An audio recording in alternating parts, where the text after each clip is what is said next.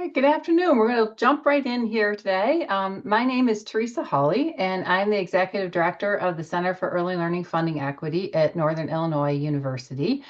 We're excited today to be having this webinar in partnership with NEAR. We've been doing some work together here promoting our two projects that are kind of twin projects that look at the investment in early care and education and participation in that.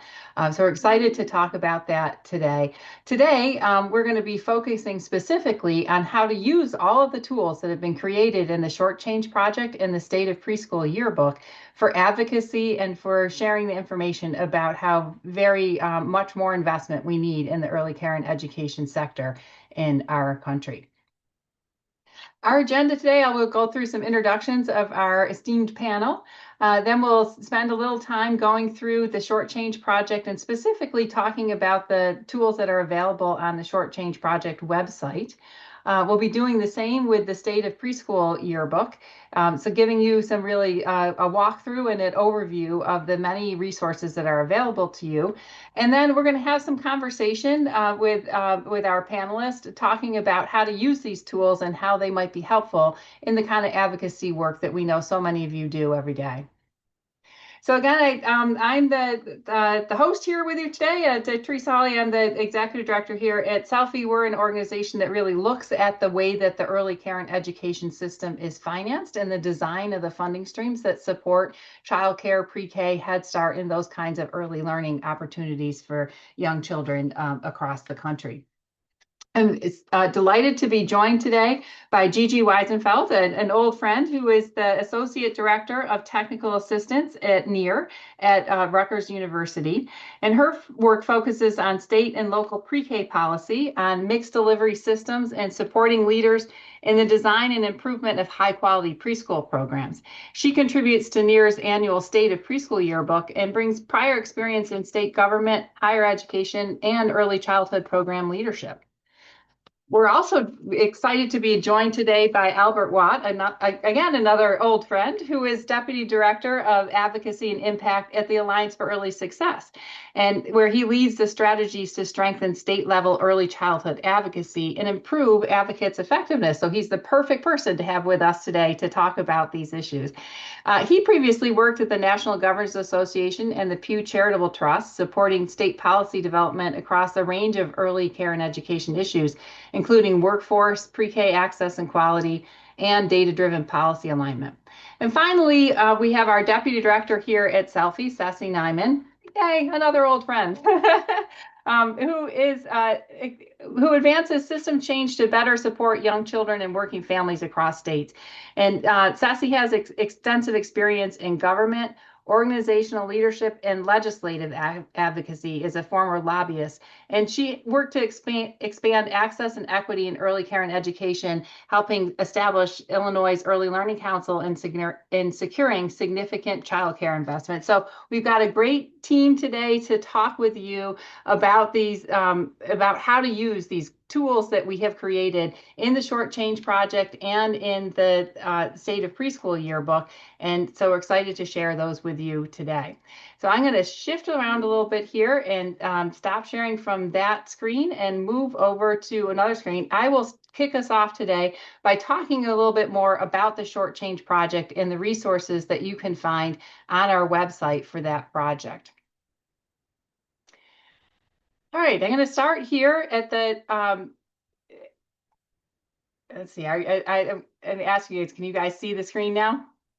All right, so this is our Shortchanged project website. You can reach this with shortchangedproject.com, very simple to get there. On the landing page here, you're going to see a lot of information about the project, and importantly, it will give you a little bit of background about it, but it kind of goes right to the heart of things, giving you the big takeaway from our Shortchanged project, which is basically that we are shortchanging the early years in terms of our investment in early care and education. This is what we call our main graph for the findings that we have across our project. What our project has done is gone into the state budgets of every state across the country, as well as all the federally available data sources, and yay, the near yearbook data that's been collected on preschool expenditures, totaling up all of the money that we are able to find that has been spent on early care and education, and then comparing that to what has been spent on children when they're in the K-12 age group. So kids who are kindergarten entry aged up until 18 years of old. And we've been able to total that all together and breaking it out here and what's being spent by the federal government and what's being spent by the state and local governments on early care and education. In our project to date, the investments on 0 to 5, we're only able to track what's being spent at the state level, not at the local level. That's the next iteration of our project to get that local money. In the K-12 space, it's a balance of state and local investment.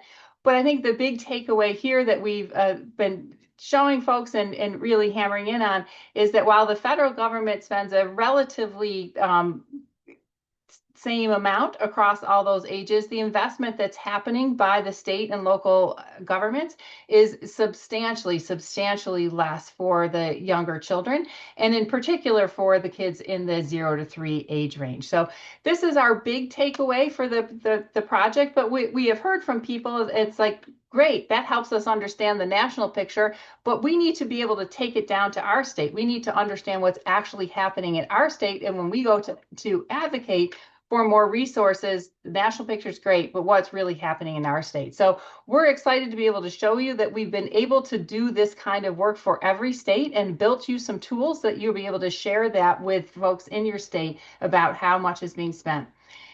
We have, a big written reports with much more detail, all of that posted on the website, but also this website will show you just more about how we did the project, how we found the information, all the kind of frequently asked questions about where we are. One that's important, I think, that to emphasize is here is where we are right now with this project is that we are recording FY22 data. We recognize that that's pretty far behind. And when you look at some of these investments that we're seeing, we're so excited about what states have been doing in the last couple of years that won't be reflected yet on our data. But that we're doing the 22 data because that is the latest data that was available from the federal government for the expenditures that we track. So we are going to be working to catch up on all of that data and have more recent data for you in the coming year. But right now, what's available for you is the 2022 data. So I'm going to show you, going back up here to the top of our website, if you click on either here, our map, or up here where it's EC spending map, you can get to the information that tracks each and every state and the expenditures that they have on early care and education. So I'm going to show you here how this works. This is our big map here. You can go and hover across any state here. So for example, Wyoming, if you want to look at Wyoming, it'll pop up for you. For every dollar spent on K-12 in Wyoming, 9 cents was spent on infants and toddlers, 11 cents on preschool age children. So again, giving you that same kind of information at the state level for each and every state across the country. So New Mexico, one of our stars here, 22 cents on infants and toddlers, 35 cents on preschool age children. So that kind of information is available quick at a glance, especially if you want to look around and see, here I am in Indiana. What is my neighbor in Kentucky doing? I want to understand what that is and maybe which is my best state to pick out to look at as a comparison. So that's what you can see at a glance, but there's much more information here available for you. And I'm going to pick my own home state here of Illinois and show you what's available for Illinois. So we click through here on Illinois and then we hit this little more button. It will pop out for you in a landing page. We have a landing page like this for every state that will give you that same takeaway graph, but specifically for your state. So this is for Illinois. And again, you can see the main story here doesn't change much state to state. There is a big difference on what we're spending on the K-12 age kids versus what we're spending on the younger kids. But you can see here that Illinois looks a lot different than other states. We are investing actually quite a lot in 0 to 3 and in 3 to kindergarten entry. So a lot of information here on how much money is being spent. Tells you a little bit about the balance of spending between infants and toddlers and older age 3 to kindergarten entry. The balance of what's coming from federal sources and state funds. Illinois is unusual in that it spends more state fund than just federal. Also gives you the rankings. Where does Illinois fit in the 50 states in terms of its investment? So here it is, 4th overall for 0 to K entry, but even better for 0 to 3, number 3, but a little worse for this 3 to K entry where it's number 10 out of 50. Gives you a few more facts and figures, and importantly gives you the big data here. This is where we got the numbers. This is all the numbers that we've been able to track, laid out for you what has been already nationally reported around all these kind of expenditures. What did we pull from the state budgets in terms of the state and local actual dollars that are being spent? And how does that total break out across these age groups, 0 to 3, 3 to 5, and K-12? So it gives you lots of information there about all of the expenditures that we've been able to find. Critically, we have down here, help us get this right. We don't know that we have found everything here. This was quite the hunting expedition to try to find all the data across all these 50 states. So we know that there's probably things that we've missed. There may be expenditures that states have that we just didn't capture. We would love for you to tell us if you're able to find that and able to see that in your state. If you want to use this tool to be able to hand off to a legislator or something like that, we tried to make it easy for you. You can just click this download button here, download a PDF. It will pop up for you as a little PDF that you can print as a two-sided document that will have all that information kind of ready and easy to share or to attach to an email document. If you want to understand the data better, because we know many of you out there are data geeks like we are, and you want to understand the dollars and be able to track it all, you can click on this here, this download data button. It will then pop up over here on the side here with a little thing to be able to download the data, which I've already done here for Illinois. I can show you what we find at this spot in there. It'll give you not only the graph here so that you can take that graph, you could copy it yourself and put it into other publications that you have that has all sort of the information there for you. And it has all of this data broken down much more in much more detail for you, as well as here exactly what were the names of the different line items that we found that we put into that data. So again, if you're one of those kind of sleuths that can help us by looking at through your state budget data to understand, did we get it all, captured it all, did we get it all right?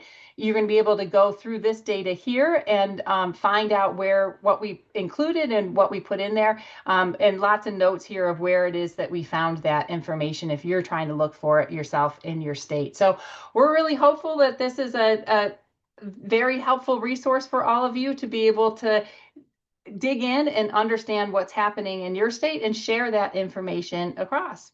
So now I'm going to turn it over to my friend Gigi, who's going to give us a little bit of tour through the state of preschool yearbook to understand those tools as well. Thanks, Teresa. And we're not old friends, we're Gigi, we're long not hearing time you. friends. Really? Can you hear me now? Okay, good.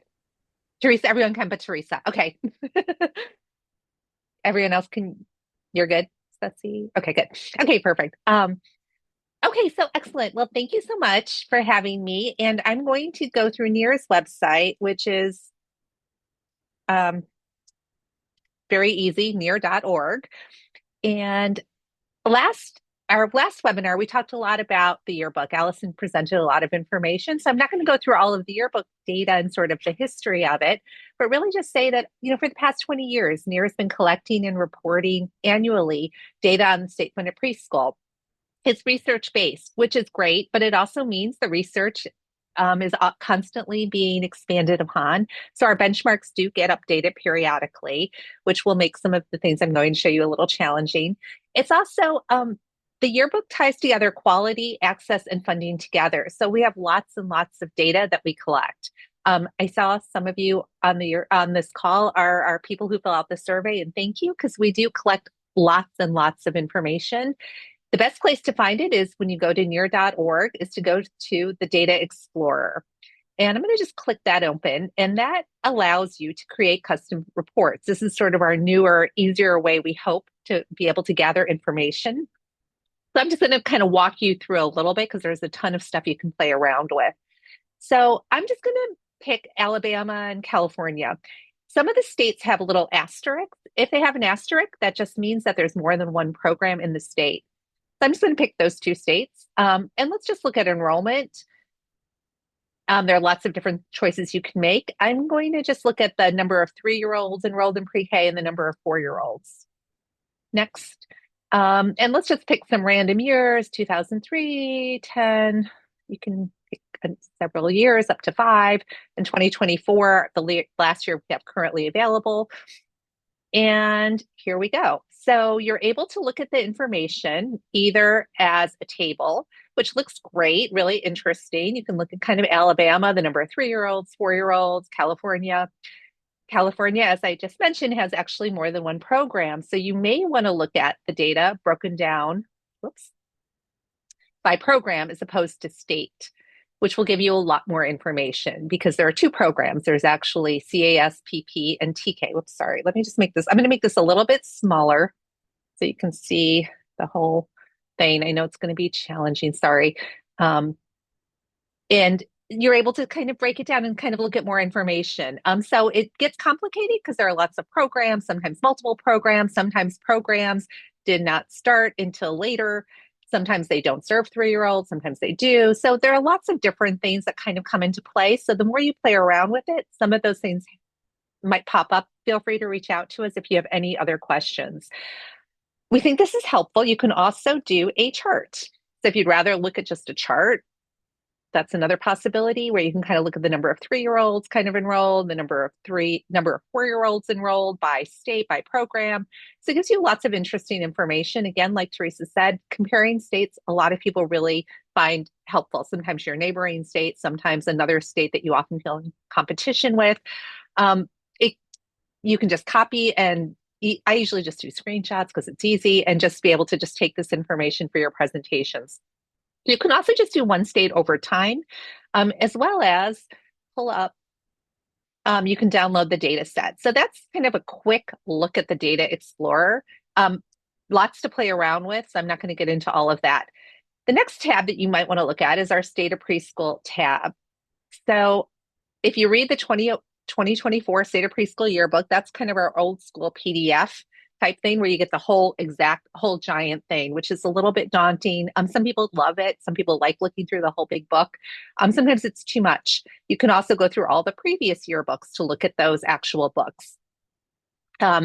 You can also click on, we have a map also. Love the maps. They're really helpful. So let's just pick, I know I saw my Hawaii friends. I'm going to do Hawaii. Thanks for getting up early. So you can click on, you can see the full profile. And you're able to see kind of an overview and kind of all these nice graphics. And this information comes from our profile page. So it's not as visually beautiful, but you can click on the PDF. And our PDF is actually the thing that's in the yearbook, kind of that 2 or 4 page, depending on how many programs you have, kind of profile page. We know a lot of legislators look at these, a lot of advocates use these. They're easy. We try to make them easy to read. Keeping in mind that people may not be as familiar with the program, we try to do a quick overview, what's new, the graphics, we try to pick different time periods. And then we, of course, do our access, spending per child, pre-K versus Head Start versus K-12, and kind of what that might look like. And then, of course, our rankings and what those look like. That's sort of a quick little thing about that. I'm going to go back now and show you our, let me see. The next thing I wanted to show is actually just the whole yearbook for a second. And even though I just said it's a little bit long and giant, the View Full Report PDF is, hundreds of pages long. But one of the most important things to look at, and I always tell people this, is to just kind of click on down. Oops, sorry, it's still loading, to where we talk about the benchmarks. And access and funding are critically important. But of course, if we just click down, sorry, I know my Wi-Fi is a little slow. There's a lot of good national information, and we always kind of feature different things in the beginning. But I'm just going to scroll. Sorry if I'm making you a little bit nauseous. Sorry about that. And there's always like these large tables that sometimes people like to just illustrate certain things. But in here is our 2-page national access, which is very helpful. But in the quality standards, sorry, of course, when I'm on Zoom, plus everything's making everything slow. Okay. Here's one thing that I just want to highlight. This is sort of what qualifies as state-funded preschool program. And we get lots of questions about why are programs included, why are some not included. This is just a nice summary of what that looks like. We find a lot of people find this helpful, even in writing legislation and kind of thinking about what are some of the elements that might want to be included. And then we have information about the profile pages. But here we talk about quality. And for each of the benchmarks, we describe each of the benchmarks. They're simple. They're like 2 paragraphs. They're not long. And there's a footnote for each of the benchmarks, at least one, often multiple. And after each of those, and it's only like 2.5 pages, there are references. And we actually have all the references that we update regularly. So this is a really good place when people are like, well, what's the research? Is it really true? That's the place to look. And we always encourage people to kind of just look at that just as another place. Sorry. And then the last thing I just wanted to show you is the survey data.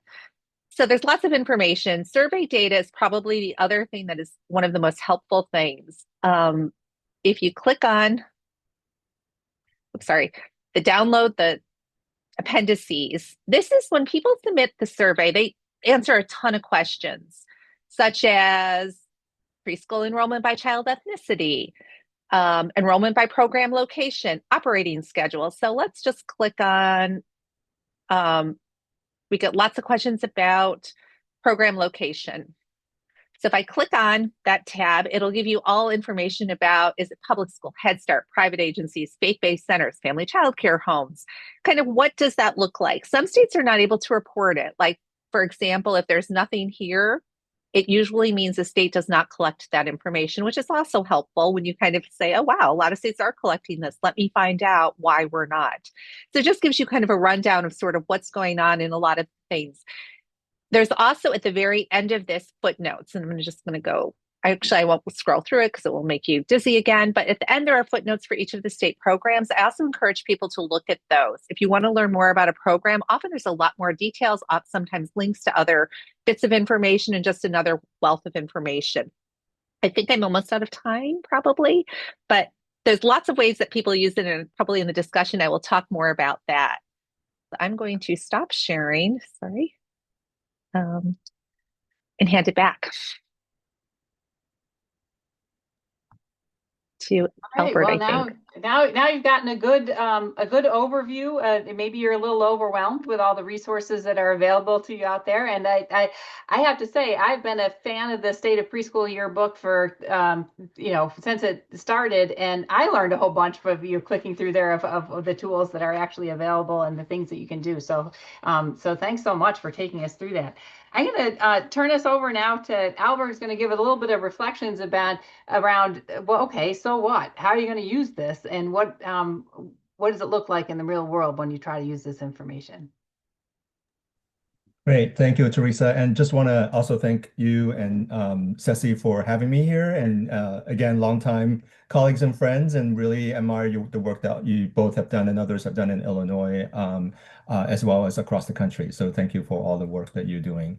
So I'm going to focus my comments mostly on the Shortchanged report. And so one of the things I want to start with is that I hope that advocates and policymakers are really using reports like the Shortchanged report to really question why we're making the policy choices that we are, because we have to remember that these disparate spending levels between, this report shows are really choices made by human beings who lead systems, right? Like agencies or the legislature, as opposed to, there's a little bit of it, but for the most part, it's not really about, unfortunately, the research behind like the return on investment or the research behind children's learning and development or what parents and families want and need at these different ages. And if we were about those things, we would see very different outcomes in terms of funding.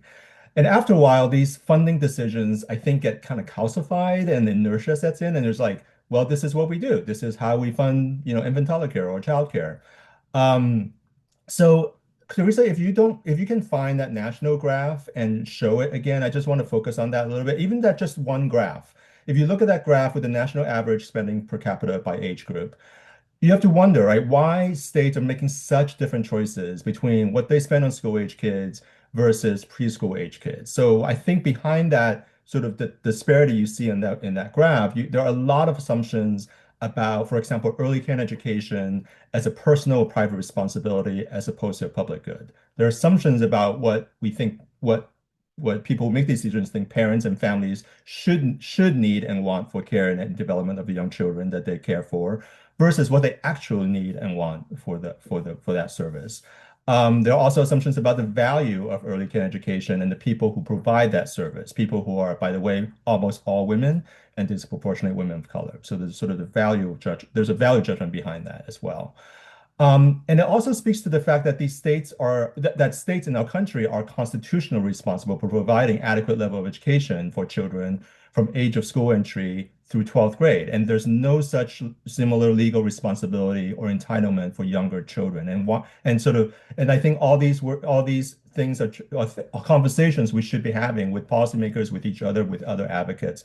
Um, so, what this report also shows, it also shows that states are making different choices when compared to each other. And you can take down the slide if you want, Teresa.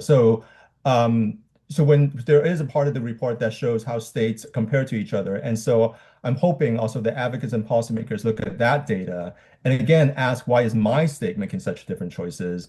And is there a really central reason for it? So, for example, they point out that there are 18 states that spend more than the required match or the maintenance of effort to receive the federal Child Care Development Fund dollars from the federal government. So that means about two-thirds are not doing that. So why is that? And again, what are the reasons for that? And really questioning that. Most states also spend more on preschoolers per capita when they do spend money on 0 to 5. They spend per capita more on preschoolers than infants, toddlers, although there's some exceptions.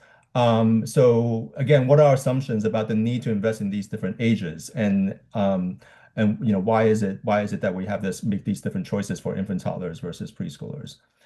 Um, I also want to suggest that, I've been talking about policy choices a lot in the last few minutes. Like there are states, thankfully, there are states that are making different policy choices in recent years, I want to point out.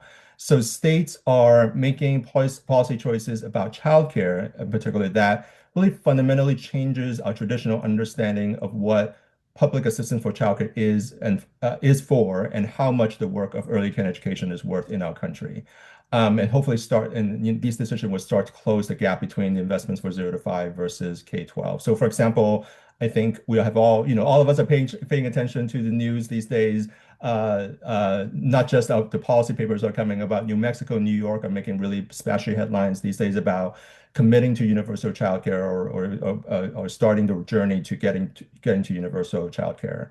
Vermont has expanded eligibility astronomically to 575% of poverty.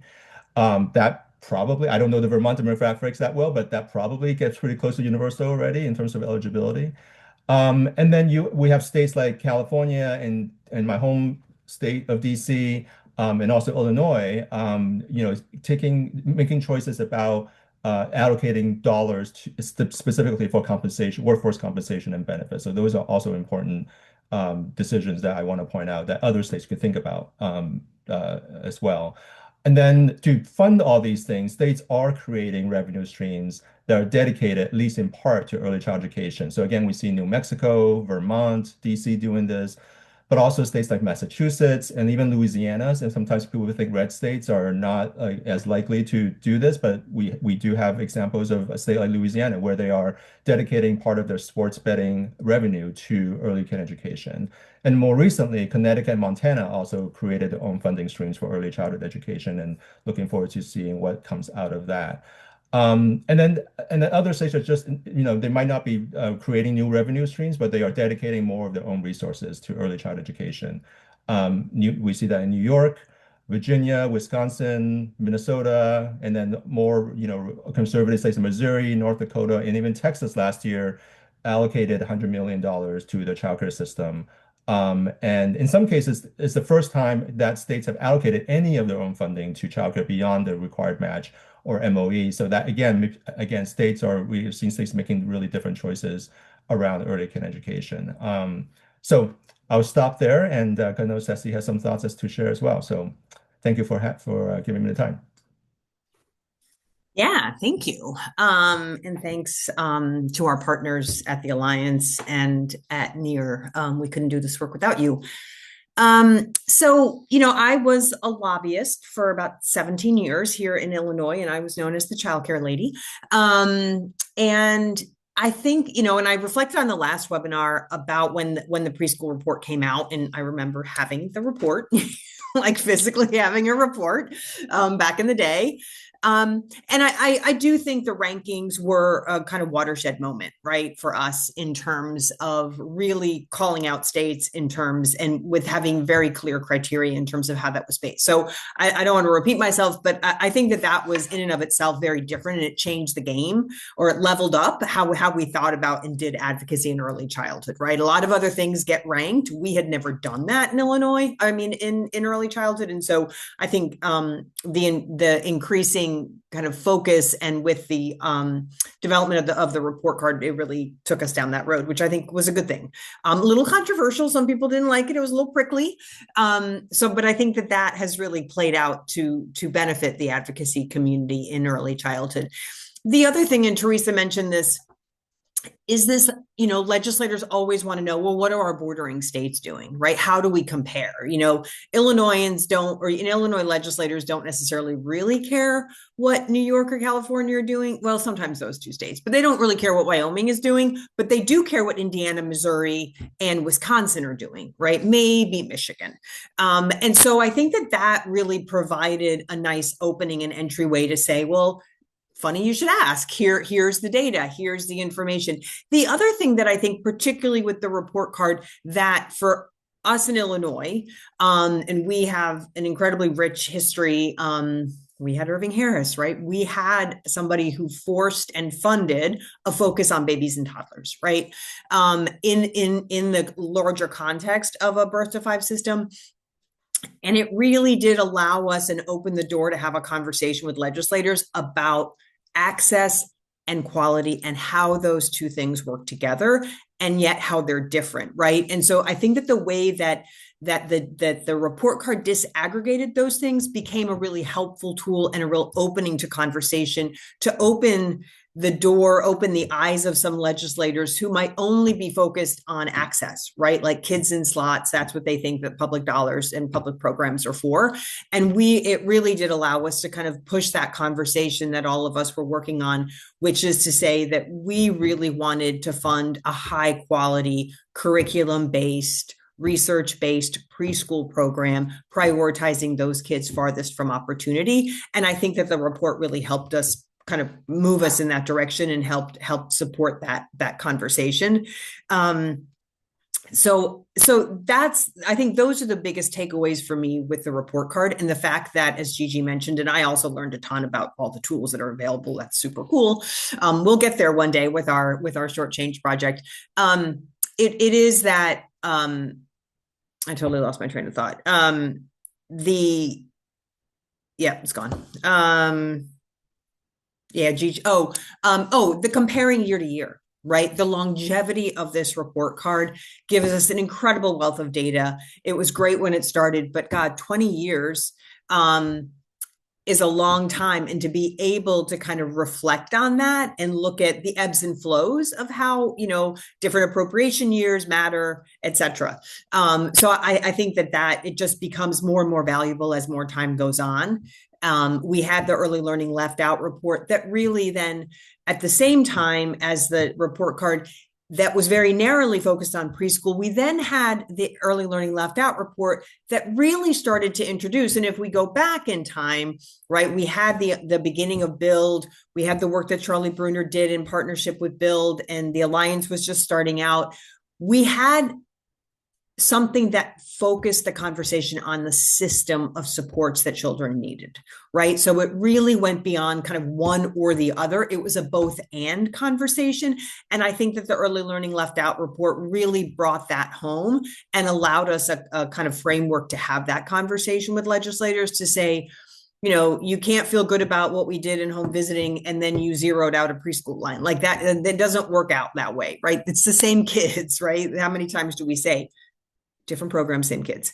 And so I think that to me, in addition to all of the great data that Early Learning Left Out brought us, it was that introduction of a systems approach in terms of how we think about what young children need to thrive, and that isn't just one thing, right? It's a lot of things. I feel like that's a much more commonplace conversation, but for those of us who were there at the beginning, it wasn't. It was a really new framework that it took time to get people to be there, and to then, and fast forward now with Selfie and the work that we do, where we're really focused on the financing. I think the Shortchanged project really dives into that in terms of understanding, not as broad in terms of all the different programs, but it's really digging into the numbers. So for today, I think the thing that if folks aren't a lobbyist or aren't involved intimately with your legislature, there's a small group of people that sit on your appropriate committees, and the rest of the General Assembly or the elected officials in that body rely on those people who sit in the appropriate committee to make the recommendations that go to the floor without getting too technical. And so I think having this information widely available in very digestible ways, the maps, the statistics, the bullet pointed information, invaluable, because now you can have an appropriation conversation with almost anybody in your General Assembly or in your governor's office or whoever it might be. They don't just have to be the couple of people that sit on the appropriate that really drive that conversation. Let's be honest. I mean, there might be 10 of them, and there's 4 of them that you're going to focus on every day because they're the ones who are driving the conversation from their side of the aisle. And so I think that the focus on the financing is both the focus of Selfie, but it's also the focus that we saw at Selfie, that the field needed where we needed to go, right? We need to get more specific. We need to get more data driven. And I think that the Shortchanged project is really doing that. I think in terms of the preschool report, again, we continue to use that as the criteria. And again, thinking about those 20 years of historical data that's been collected and the additions that have been made over the years, and the way that you can kind of slice and dice that data to tell different stories, I think it really has upped the game in terms of advocacy. So much has changed in from the early 2000s to now. I remember when you used to have to go to a certain wall in the Capitol, and they would post when the committee was and what time it was, and then one day the wall was gone, and I was like, where are the committee postings? They're like, oh, it's all online now, and I'm like, what? Like I'm not ready. But now I feel like the field has really matured in a way that it is a very sophisticated conversation that we're allowed to have because the field has committed to building these tools. And I'm so excited for what that means for today's advocates, because it really does. You don't have to be the expert. You don't have to have the specific resources for you to do that digging deeper. You've got the resources, you've got the tools, you've got the fact sheets already made out, and you can now build those and leverage those relationships that you have to move the needle. Thanks. It's really great hearing from you guys of how these kind of tools have been useful in your work, and really that the reflection, Albert, I think, and what choices we actually make with our public dollars. That's exactly what this information is designed to help us force the conversation around. I want to spend a little time talking about this idea of ranking states, because as Sassy pointed out, it is a little controversial. And honestly, in our project here at Selfie, the Shortchanged project, we spent a long time trying to figure out, exactly how would we rank states? What is it that we want to rank them on? And I can show you a little bit. This graph here is the summary of kind of the ranking of the states. There's much more that's in the full report online, as well as there's a brief that'll be coming out later this week that has more detail diving into this sort of state by state comparison that we've been doing. But this graph here, we call it the mountain graph. And what it's showing you is cents on the dollar for, compared to K-12 expenditures.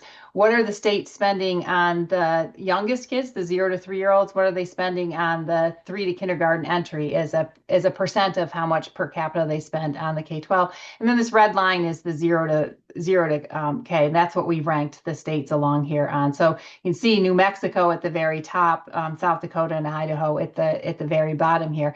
But laying out all these rankings, and all the tables of that and everything like that are available in the actual report. I wanted to share, I think in previous Shortchanged webinars, I've shared this story that folks who know me know this was a wow experience for me. But more than a decade ago, I was in the Governor's Office of Early Childhood Development in the Quinn administration, the Governor Pat Quinn in Illinois. And I had my sort of one chance of a meeting with the governor to talk through what our priorities were going to be in our investment. And the ELLO, the Early Learning Left Out report that Charlie Bruner had done, had just come out. And I took the opportunity to take that data. It didn't rank the states in that data, but I took the data and I ranked the states. And then I, calculated out. I said, well, we're 14th. That's not good. The governor's not going to like that. And I laid it all out and I said, well, how much would it actually cost for us to get from 14th even to like 4th?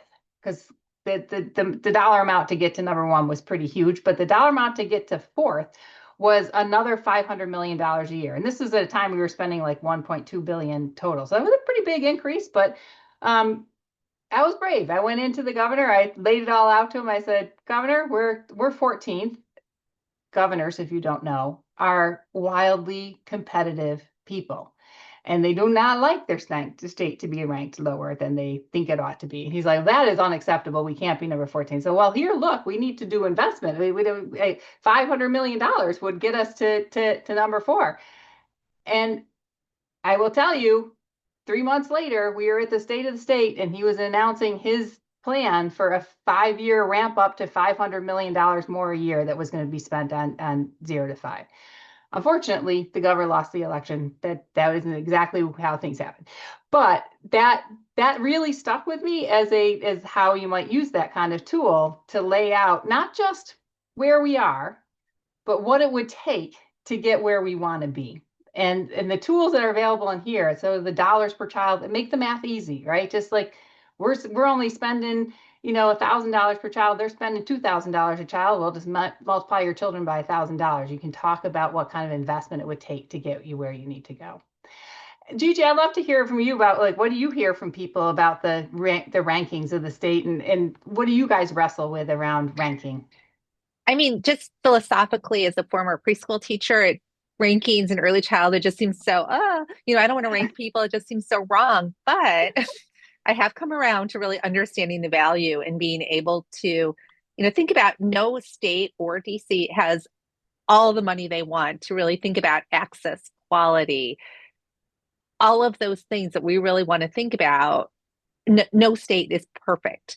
So how do you figure out what you should focus on? And the rankings allow you to do that. To me, that's a way to think, okay, great. We have a lot of 3-year-olds being served. We have a lot of 4-year-olds being served. Our quality, not so great. We really need to help start thinking about, okay, we need to put in a coaching system. We need to put in this. We need to think about how to support educators. Or maybe the quality looks amazing, but we're serving less than 1% of the 4-year-old population, like many states. How do we keep quality and how do we increase this? Having the benchmarks kind of allows you what to focus on, what not to focus on. Not saying you should avoid certain things or not think about certain things, but it kind of allows you to help prioritize and hopefully to work together in kind of a neutral way to say with advocates and state leaders to say, okay, let's look together at this. Let's see where we think we should prioritize because we can't do everything at once. So let's start somewhere. And that's sort of how we think about it. We also, I know some states get very upset and some governors and some other people when they lose benchmarks, which happens. policies change, funding change, things happen. We're like, this is a great opportunity to really use this as a tool to be able to advocate for more funding, to really be able to talk about that, and having the Alliance to be able to really connect you to the advocates, to be able to figure out how can you message it? How can you use this information to move forward is sort of what we really try to focus on in those times. Albert, any thoughts on rankings? Yeah, I mean, I think I've seen advocates use it in different ways, right? Like, so I think to your point, Teresa, it is a motivation for action, and I would say that it's a motivation not just for the people who are ranked very high or very low, for everybody. So I've seen, for the preschool yearbook, we know like in Alabama, it's usually at the top of the rankings in different ways, in quality and expansion and all that. And I know the advocates there have really used that as a say, we need to stay on top. Like this is something we're proud of. Like we need to continue investing in it. On the other end of the spectrum, we had a webinar about New Mexico last week, and one of the advocates in New Mexico was talking about their journey towards universal childcare. And they mentioned, I think it was Kids Count, that they were talking about how New Mexico tends to be ranked very low, like 49th, 50th, or whatever in their national rankings. And they really use that to say, okay, is this really what we want for our kids? And over time, I think that also contributed to the kind of momentum that they're having right now. And the other thing I would say about it is, in terms of ranking, is that it does, from an advocate's point of view, it helps, particularly for red states, it helps to debunk some myths about like what conservative legislators and appropriators are willing to put up in terms of these kinds of services and programs, because chances are there are some, like, definitely for pre-K, but even for 0 to 5, there are some red states that stand out as like, they are doing the work. They're investing in their own dollars. And I know advocates in our network are always looking for like ways to like illustrate to their policymakers that like you might think conservative states don't do this, but look at these other states that have invested and have created funding streams. And I think the reports like this, the kind of rankings like this, also help kind of make that point pretty well. Yeah. Yeah, my reflection is, I mean, it's a little bit of what I already referenced, but it is the breaking it down. So I think for the shortchanged birth to 3 versus 3 to 5, and really like these states that we're heralding who are doing amazing work in terms of universal access, looking at how that plays out across the birth to 5 spectrum, I think is really important. And I think it's really sobering for those states who, are like, they feel really good about what they're doing, and they should, but then understanding that it isn't really equitably distributed across kids in the particularly birth to 3. And I think also on the preschool side, we did a series of papers and webinars in the fall at Selfie that was focused on a mixed delivery system. And we started out very earnest and thinking we're going to elevate some states that are doing this. And what we found was that really nobody was doing all of the things that we felt and I identified as being needed in order to have a truly mixed delivery system. And so what we did was we said, well, let's back up and let's find examples of states that are doing at least one. And that provides something to build upon.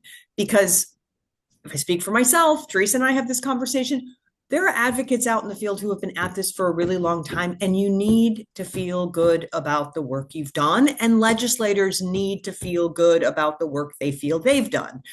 And so I think that by kind of segregating out different aspects of the ranking provides you something to build upon, right? So Alabama might not invest all the resources that they need, but they have a very high quality preschool program, and that's awesome. And how do you build on that? At the same time, some states might have very expanded access, but they don't really have the quality. But it gives you something to build on. And I think advocates can really leverage that information. And again, that data-driven informed policymaking to say, we've done pretty good on access. Let's shift the focus of investment to improve the quality for these kids, right? So I think that that's really where the ranking plays out for me, in the fact that it can really kind of segregate out specific pieces of the whole conversation. we find ourselves in a pretty volatile early childhood funding context and recent memory. So I know, Albert, you mentioned some of the bright spots that we're seeing out there in states. And I would say too, I think some of the things that were surprising when we really dug into the data here on the Shortchanged report of states like, West Virginia, like Oklahoma, like maybe you wouldn't think that they were putting those resources, but also, Missouri with big expenditures in early childhood special education. That I think that going broader here than just looking at preschool or just looking at childcare is exciting to see. Another thing I'm really excited about in this Shortchanged report is to see that there really was another like $6 or $7 billion being spent by states that hadn't yet been captured by what was being reported federally. So just thoughts to you, Gigi. What are you seeing as some of the exciting things that states are doing that gives you hope? I was going to actually talk about cities and counties because Oh, I'm wonderful. really interested. We also look at the 75 largest cities as part of our city health project. And there are more and more cities that are kind of taking that initiative, thinking about, okay, we have this great state pre-K system. What can we do locally? So some supplement it, some complement it in that they offer maybe different settings. Maybe it really is more of a mixed delivery setting if the state pre-K program is more of a public school run program. Really kind of getting together using county dollars sometimes, like Multnomah County and Portland, Mecklenburg, Charlotte pre-K program. There's a lot of really strong programs that have been developed more recently that have really looked at quality, really thinking about the workforce, how to support the workforce, how to pay for the workforce, what that should look like, and really kind of building it out. So really doing that. So it's a little bit, I think that's another way to think about it as a system, not just kind of one or this, but really kind of working together. And this more and more states, I think, are doing that kind of with their local dollars. A lot of cities in Ohio are doing that. There's many examples that are really exciting. Okay. In terms of cities and localities, I'll just sort of give a little shout out to my home state of DC. So we have a mayoral race coming up in November, and one of the major candidates just the other day announced that she wants universal childcare.